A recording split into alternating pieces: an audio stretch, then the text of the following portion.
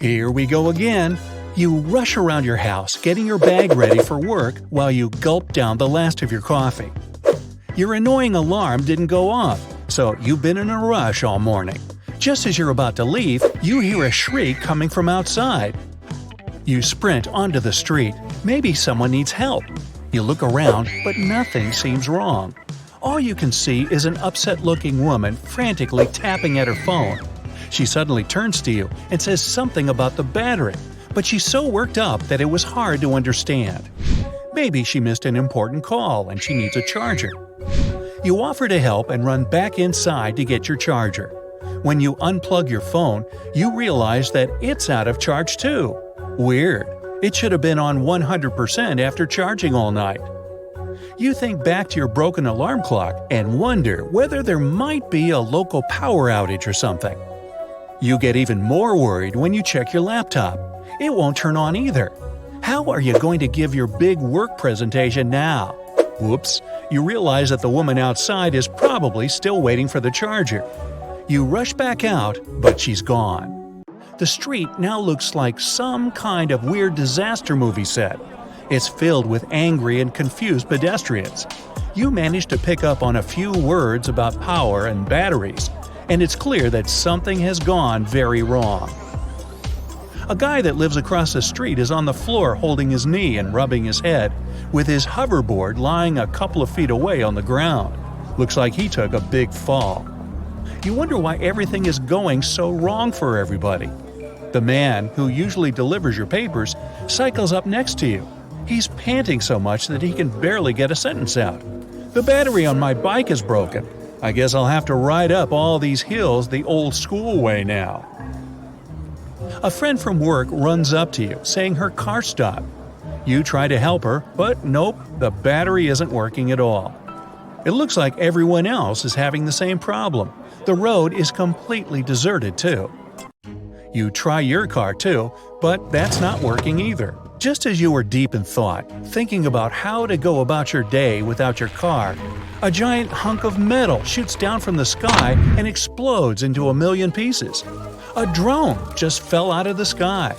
The street is completely filled with fire, so you and your friend run into your house. At least it looks like you don't have to worry about going to work today anymore.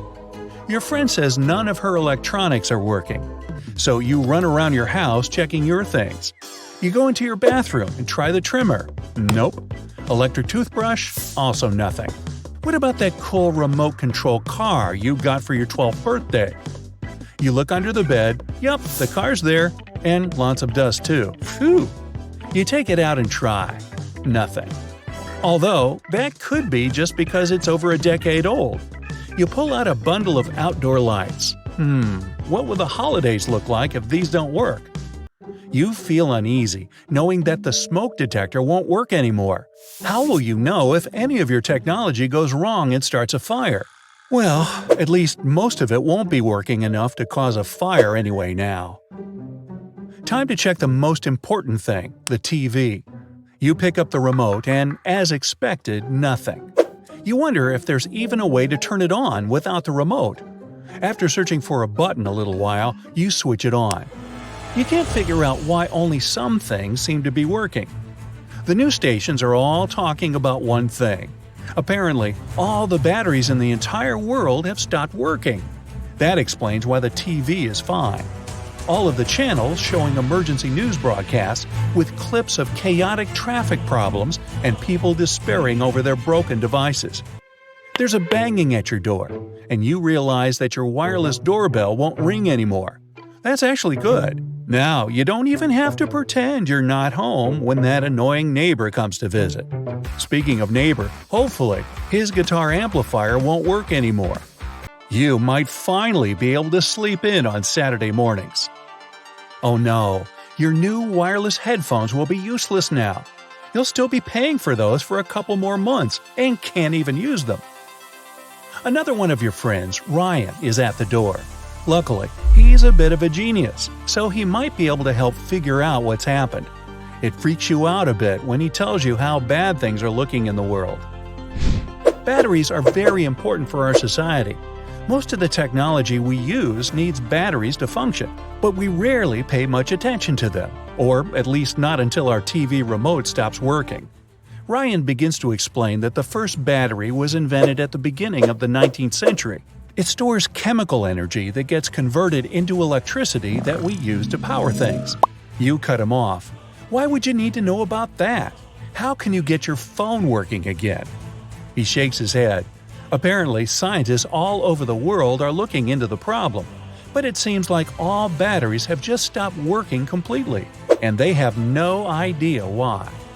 The batteries we mostly use are lithium-ion ones, the type you find in smartphones and laptops. These can be easily recharged and offer a smooth and reliable power supply. But not anymore. They're just useless chunks of metal now. The disposable ones are broken too. And now all batteries have stopped working. There's no way to store power at all. Ryan looks scared and broken. It looks like the world is heading back to the 19th century again. You thought this would all get fixed, but it begins to dawn on you how much the world will change without any way to store power. You get why Ryan looks so desperate, and your face begins to pale. What will people do now? No digital watches, tablets, laptops, calculators? Will we have to memorize phone numbers or learn what's 14 times 6? How will we tell time? Who will wake you up in the morning? At least it'll be a lot easier to get to sleep early without a smartphone. Will people have to get up every time they want to turn on their TVs now? Will they have to socialize without their phones when sitting in bars? No more carrying laptops around and working on the go. You won't be able to jot things down on a Word document anymore. You'll have to get used to writing instead of typing. Pen, paper? You haven't seen those since high school. Oh no! You might have to start reading books again. There won't be much else to do. Your Kindle isn't an option anymore, so you'll need to look into buying some real books. Ooh, that could get expensive. People will have to savor every moment because they won't be able to take pictures of anything anymore. There will be no more electric scooters or bikes. Electric cars won't be of much use either. Well, it's not like you could afford one, but still, it was good to know that some rich people out there had the option to get one. What kind of cars are companies going to produce now?